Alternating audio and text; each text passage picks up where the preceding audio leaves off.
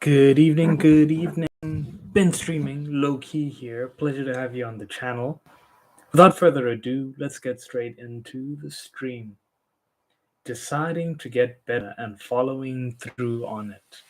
Have you ever in your life had a goal or a dream, something super audacious that you had no idea how you were going to get to, but deep down you knew you wanted it and the desire for it was absolutely massive? I've This has happened to me several times in my life. One particular story that I can recall is in breaking b-boying. There's a gymnastic sort of move called the flare. If I could describe it, it's where you put your hands on the ground and you swing your legs through, and it's the type of movement that isn't natural to most people. It kind of defies gravity, and it's was initially done by a gymnast by the name of Thomas, or Thomas Flair, as some call it. It was first done on the floor by Thomas, but it's usually done on a pommel horse.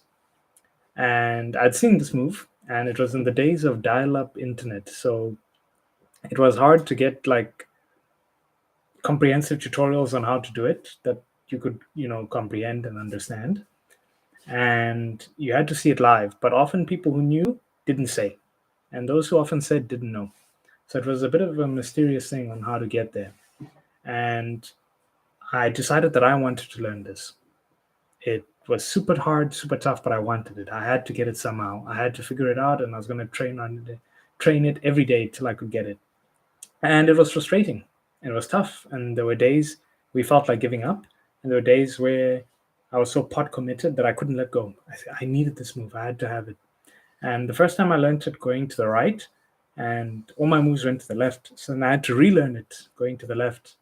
And eventually, when I encountered a very good friend of mine who knew this move very well, and he was a very important part of me eventually getting this move. But the thing about it was, I had to make the decision that I was going to give it this much time and figure it out. I didn't know how I was going to get there, but I was going to find a way somehow.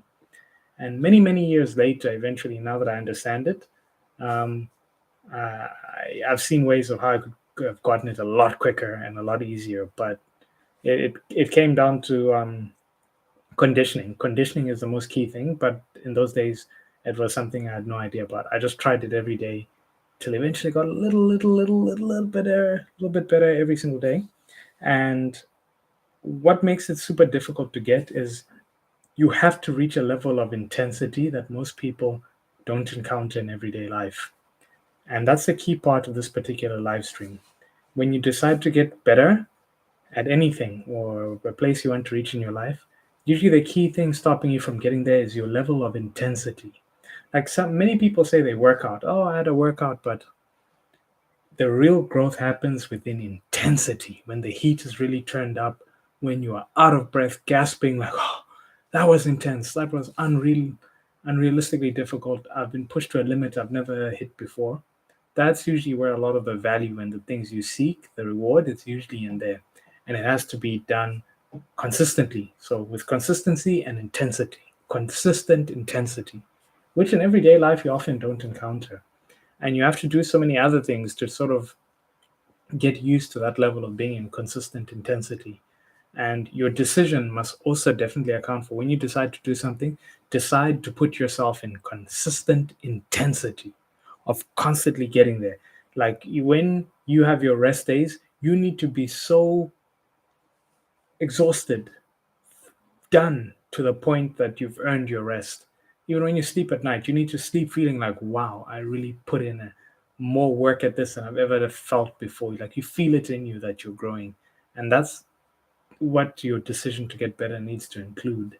And it's hard, it's tough, but you have to decide to go to these tough, hard places to find this growth that you've been longing for.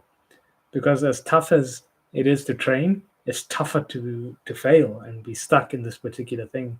And similarly to YouTube as well, I found when I really wanted to push the plateau that my channel was on, and really up the quality, it was tough and intense. I had to find a consistent intensity, doing daily streams during Lent and pushing up the video quality, getting logos done on Fiverr.